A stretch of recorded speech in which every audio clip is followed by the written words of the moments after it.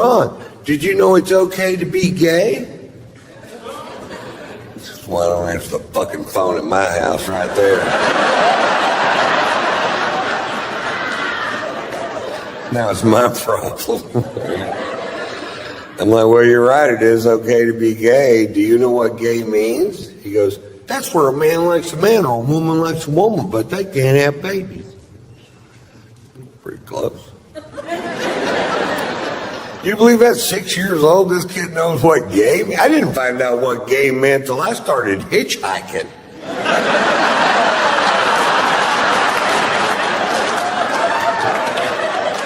I wrote a book, 7 Silly Secrets Truckers Just Don't Want You to Know.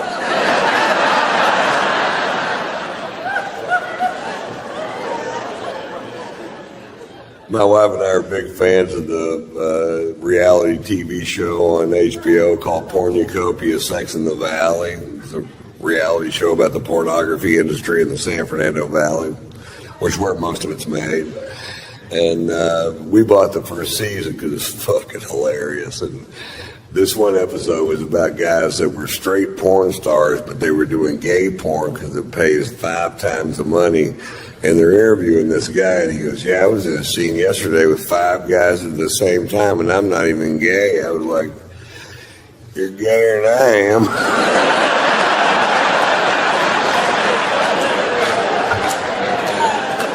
If you can even think of what to do with 5 dicks at the same time, you're way fucking gayer than I am.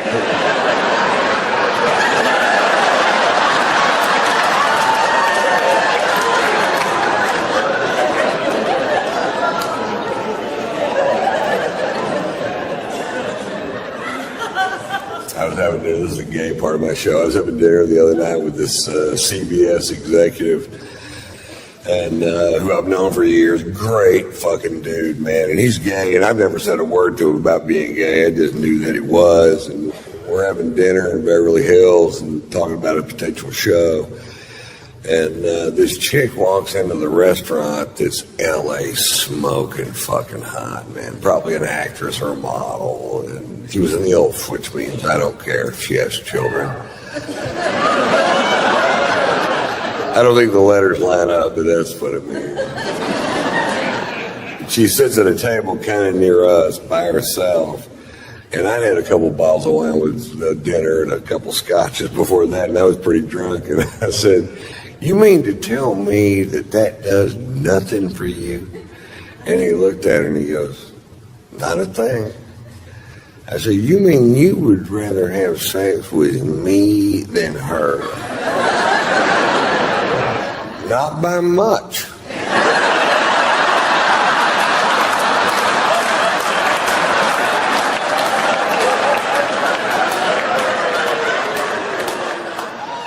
What if I lost some weight? I'm doing yoga and I'm eating ham-free carrot cake. My dick has ears.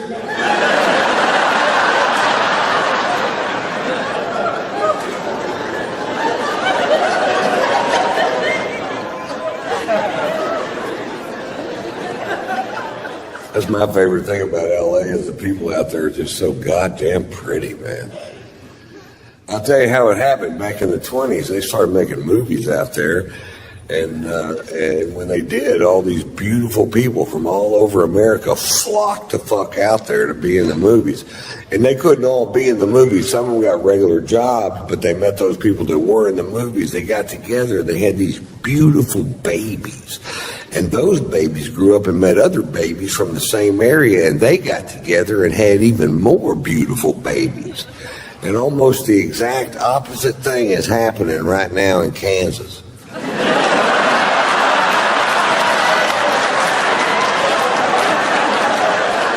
Kansas is full of ugly quitters. Have you ever been there? It's true. Those people that live on the fucking West Coast, their forefathers got on the Oregon Trail and fought hardships you and I can't even dream of, with starvation and weather and crossing the Rocky Mountains. Not those people in Kansas. Their forefathers got on the Oregon Trail. St. Louis, Missouri. They got to Kansas and said, fuck it, I'm staying here. And I'm going to fuck that fat girl right over there. We had a baby. It looks like a potato. And that potato grew up and met another potato from the same town. And abracadabra, Topeka.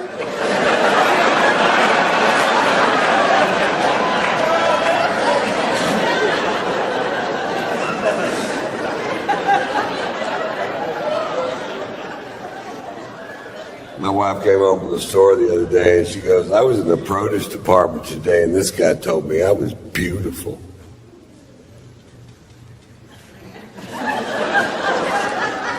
Well, baby, he's right. You are beautiful.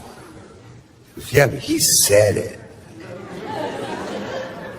I'm like, well, I'm saying it now. You're beautiful. Yeah, but he said it. Really? You ever overdraw his checking account?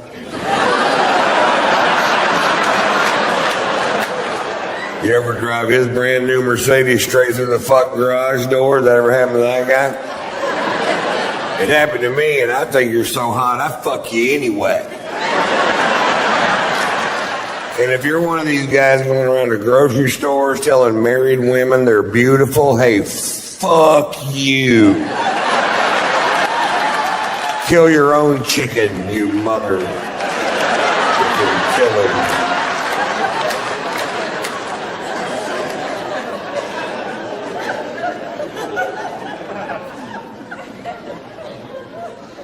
My wife's best friend has an autistic child named Lewis. Lewis is 12 years old. He's the sweetest child I have ever known. I've known him since he was 6, and we were at their house Labor Day, and Lewis informed me that he was going to run the 40-yard dash for the Special Olympics at Gwinnett High School near where I live in Atlanta, and he asked me if I'd come hoot for him. And I said, Lewis, I'd love to come hoot for you. I just need to check my schedule. And he goes, we checked it, you're clear.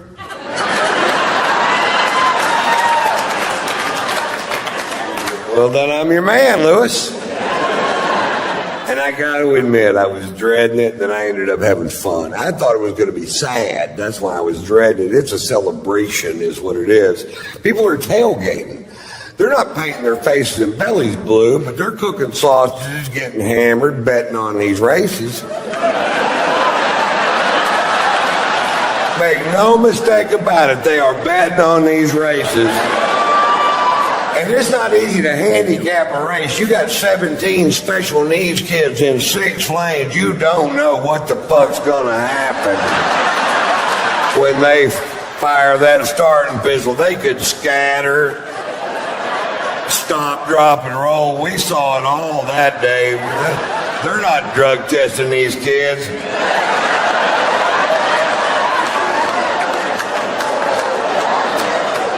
And they announced the 40-yard dash, and I was making a little wager on my man Lewis, which I did for $100. And I was looking down at the track. I'm up in the stands. I was trying to figure out which one's Lewis, which isn't easy because they all wear the exact same thing. They wear Special Olympics t-shirts, Special Olympics shorts, which they got that day.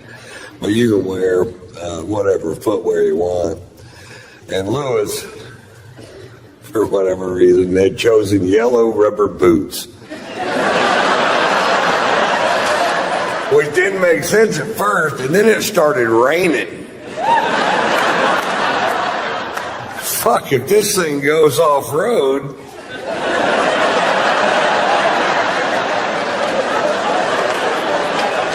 I got a natural mudder. And Lewis won. The yellow blur.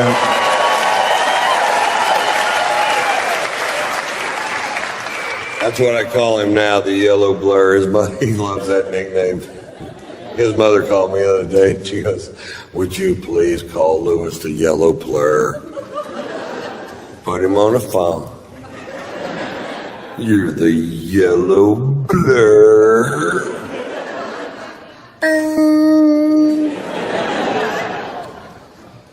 like professional sports. You go to a Lakers game, you wave to Kobe Bryant until your arm falls off. He won't wave back to you. Lewis waved back to you in the middle of a fucking race. He doesn't give a shit. Lewis is fan friendly.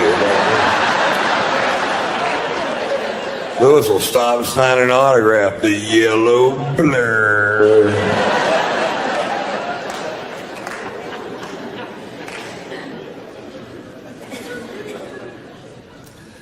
I took my son Tater Tot to Europe this summer.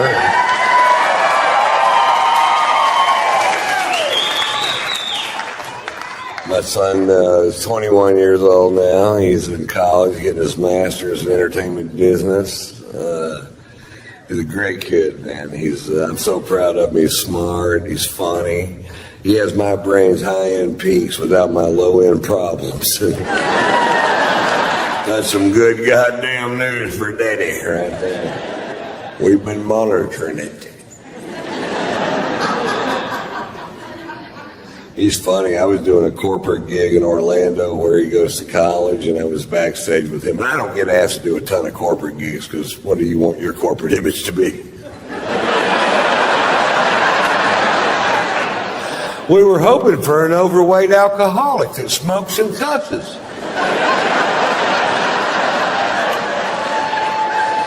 Let's call Lewis, see if Ron's free.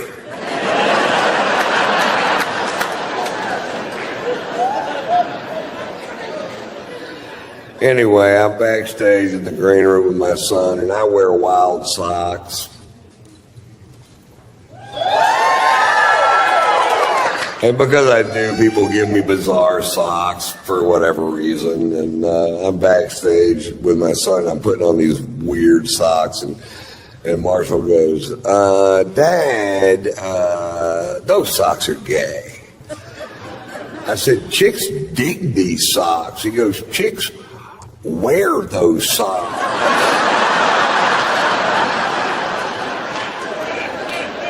All right, he's my kid. You can stop those tests. I love his mom, man. His mom's great. She's my second wife, and I never argued with her ever. She didn't want to be married to somebody that was always going to be on the road. The only argument I ever remember having with her was when he was a toddler about whether or not we should spank him, and her contention was that if you had an argument with an adult and you disagreed with him, you certainly wouldn't hit him. I said, I would if they peed in my face.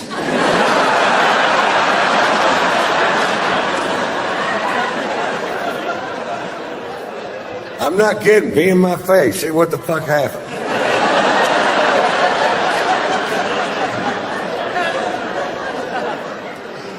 She busted him with internet porn when he was 15, and I felt so sorry for him.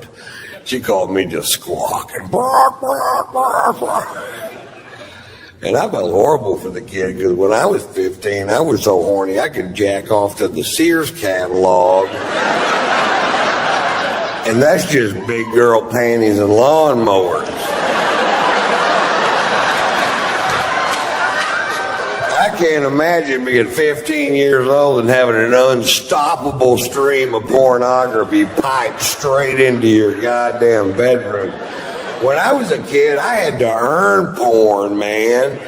You had to wait till your friend's dad went out of town on business. You had to pull down a rickety spring-loaded attic ladder. You had to crawl up into a dusty, spider-ridden fucking crawl space, forage through cardboard boxes till you find an 8mm reel. Then what? Learn how to work a fucking projector. That's what.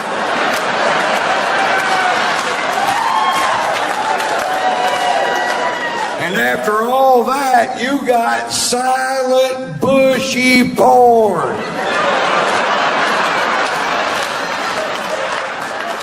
And if there was a soundtrack, it was always so fucked up you couldn't understand it.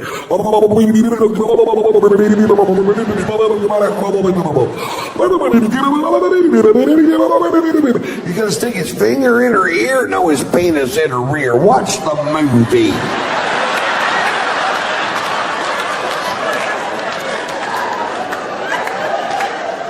We had one friend that was 2 years younger than us. Woke up this morning and somebody had shit my pants.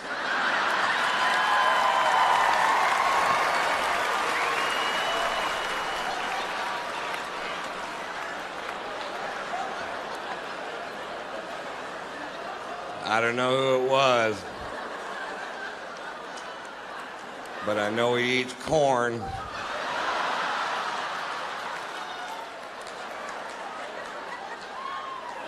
And cake. Corn cakes, I think is what it was. I just got back from Europe. I took my son, Tater Tot, to Europe. We were in Spain during the running of the bulls, but we didn't go to the event because we couldn't figure out why you would. The people that we know that live there were pitching this really hard, and they said that this event's been going on for over 500 years. And I'm like, what? Really? And they explained it to us. Apparently 540 years ago, a bunch of gay sailors in white suits with red scarves got all fucked up and turned loose the cattle and tried to, I'm paraphrasing.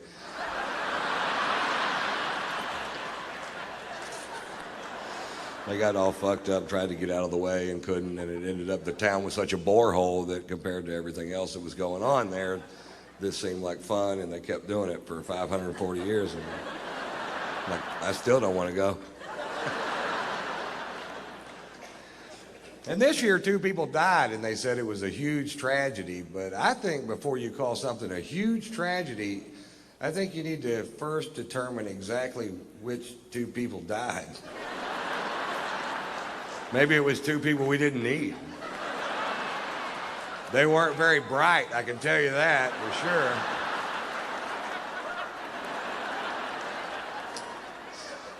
This year, a bunch of Spaniards stood up and said the event should be canceled forever because it's so dangerous. I'm like, it took you 540 fucking years. Hey, fuck that, man. Have 2 a week. We changed the name from the running of the bulls to the thinning of the herd.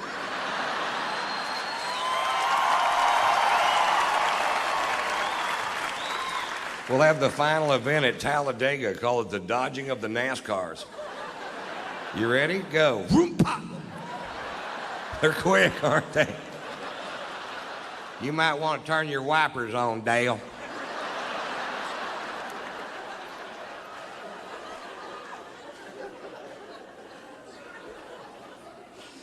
We were in London for 2 days, and I was afraid I hadn't allotted enough time to see London because it's one of my favorite cities with so much tradition and history. And we were going to get a cabbie to take us around and show us the sights, and I thought I probably should have allotted more time. But if you get a cab driver in London that's a Scottish nationalist, which is somebody that believes that Scotland and England should have no ties whatsoever, they go home every night, watch Braveheart and beat off. Mel Gibson's hitting another guy.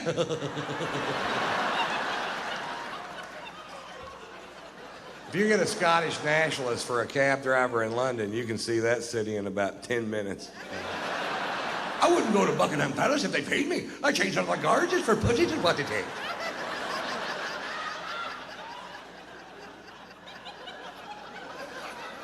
What? Are we going to see Big Ben? I told you to look to the left, you look to the right, I'm getting paid by the mile on the minute.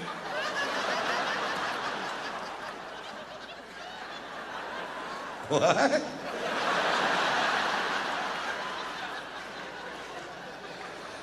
Whatever, dude. What's this building? It's your fucking hotel, get out. Well, what are we going to do with the other day and 3/4? Because the food's awful. It is awful, too. They took us to a place called the Fox and the Hound, and I'm pretty sure that's what we were eating. I don't know which one they were serving that night, but I can tell you this, it needed ketchup. And they didn't have any ketchup.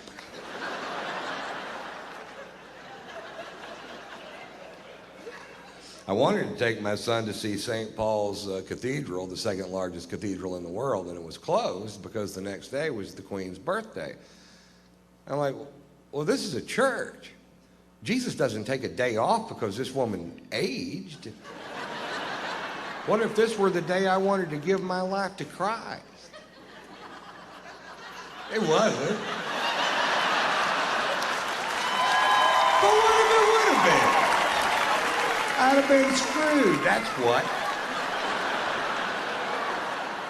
I have no idea what you'd ever get the Queen of England for her birthday. That's got to be a tough old broad to shop for, doesn't it?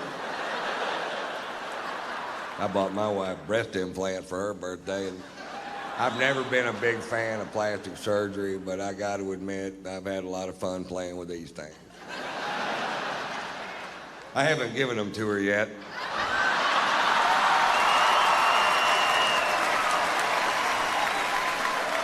I just keep them on my tour bus and just rub them in my face.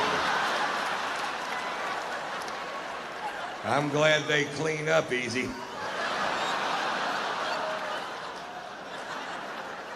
What? I'm just glad they're not made out of corduroy. That's all I'm saying. I'd have to have them Scotch guarded.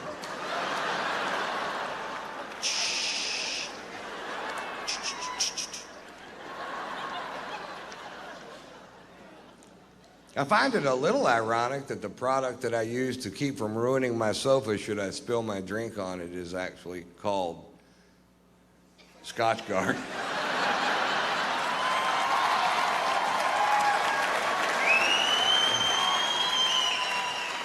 Sometimes things just work out perfect. Yeah, I'm looking for a product that'll protect my sofa should I spill my scotch on it. What do you have? We've got Scotch Guard.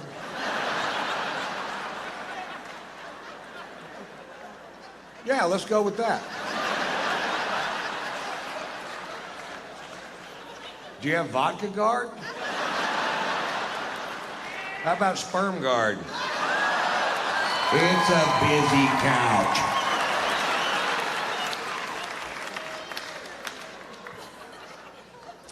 I found out when I got back from Europe that I was being sued by a paper plant. That's what the lawyers are for.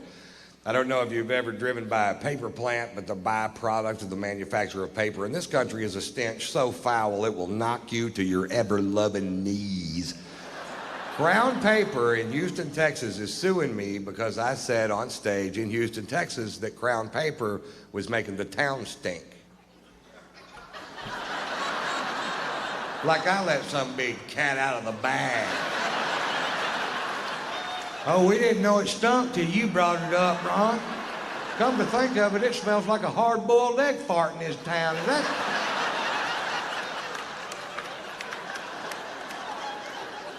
that somehow your fault, Mr. White?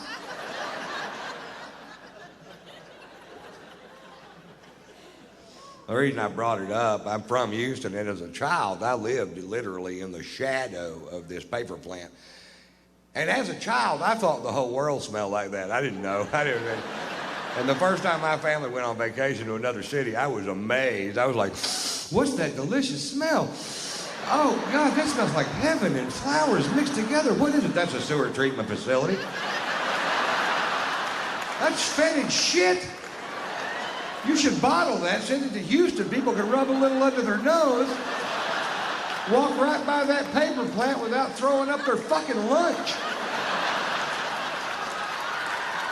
And we found a new use for fetid shit. I think we all win.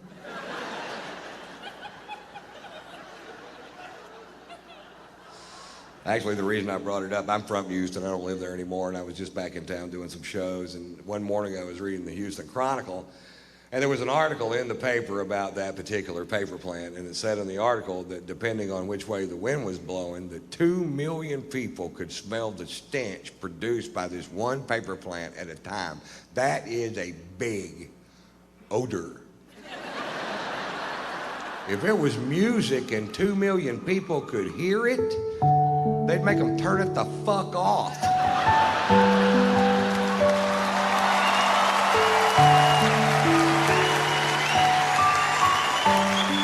Because it's a smell, it's okay? No, it's not okay. Find a way to make paper that doesn't stink. It's not like you're trying to make catfish bait out of cabbage, goddammit.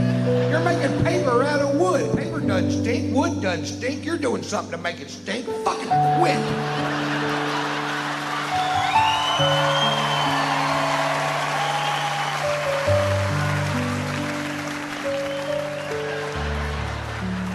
That's me dancing on my soapbox.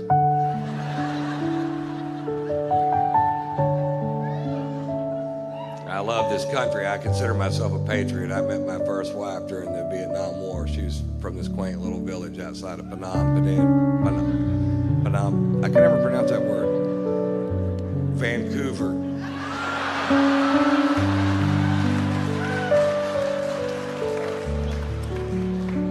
It's not true. Funny, but it isn't true. I love this country. I do what I can to support our troops no matter what they've been asked to do. I don't have to agree in advance with the mission to support the young men and women who do my bidding.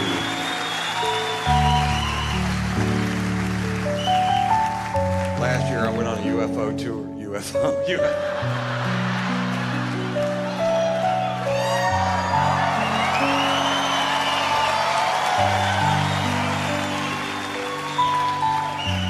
Good, Ron. I went on a UFO tour, which not a lot of comedians are asked to do, because the jokes translate so poorly from one planet to the next.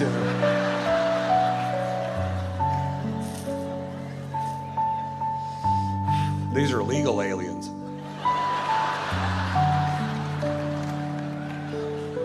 But oddly enough, they still speak Spanish.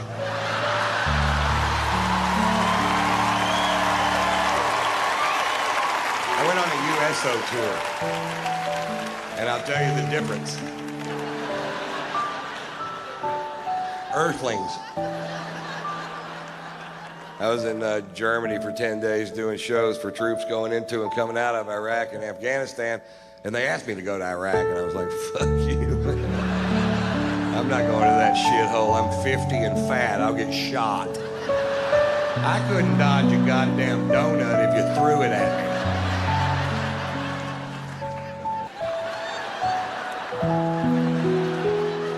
What'd you throw a fucking donut at me for, man? You hit me right in the heart. Then when we filmed Blue Collar 3, we filmed it in Washington, D.C., and the fine folks at the USO asked us to spend the day at Walter Reed Hospital. And if you go to Walter Reed Hospital, you'll see a byproduct of this war nobody likes to talk about, but they should talk about it every day, because the sacrifice these young men and women have made for this country, they can't take back, and they should be applauded and saluted and given the best medical care we can give them for the rest of their lives. And they should not live in abject poverty because they made a sacrifice to the greatest nation on this planet. And if we fail there, we fail everywhere we can fail, folks.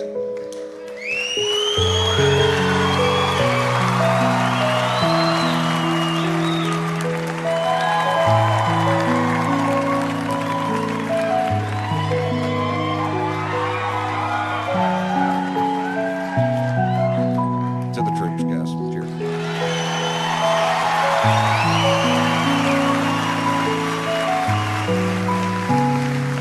I'll tell you one USO story. We're going from room to room visiting these amazingly brave Americans at Walter Reed. Me, Jeff Foxworthy, Bill Engvall, Larry the Cable Guy. We go to this kid's room, and this kid is mangled. I don't know what they'll ever do for him. The only way he can talk is to hold a finger over a hole in his throat. He'd breathe in, and he wouldn't use a lot of words, but what he said was very poignant and very funny. And I was just sitting there admiring him, going, who the fuck is this kid to be this brave, you know? And I carry a man bag, and in the bag are cigars and cigar cutters and lighters and reading glasses and sunglasses and Tampons and my wife's titties and all the things I need to make it through an afternoon. We're about to leave this kid's room, and Foxworthy goes, you know, you're the only person today that didn't make